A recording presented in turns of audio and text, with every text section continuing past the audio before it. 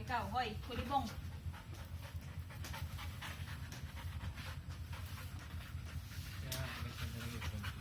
Sira ulo. Alam mo, mami, sira ulo yung maliit. Ang maharute ring ang alaskador eh. Alaskador tong maliit nito eh. Uwe. Sarap sipain. Pag ginatngat ka, isang hab-hab ka lang ni Mikey. Inipit ng ulo. Inipit ng ulo. Pero hindi siya hinahab-hab. Oo, inaano lang siya. Gusto lang ilaro. Kinakagat siya kaya buntot ni Mikey.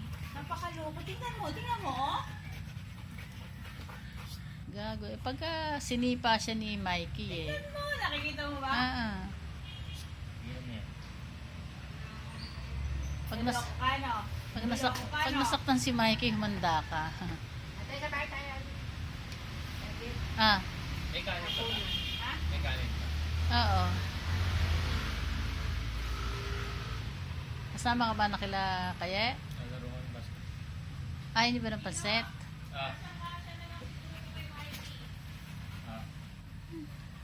Makain na to? Sino ba? Pinagkakabi. Ganyan yung visit na yan eh. Katuwaan. Para mag-ama. Babae ba itong hati? Mag-amay, mas bata pa yung... hindi, mas bata talaga si ano. Lalapitan ka mo. Ay! Nalapitan pala. Ang tao eh. Sige, Parang hakampapin ako pag nakawala eh. Sino? Huwag na huwag mong ano yan. Bitawa. Pero hindi na nga. Maganda yan. sino ba't gustong anuhin yung buntot ni Mikey?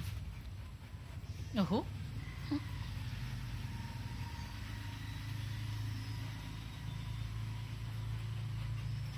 Bente, dito si Mikey.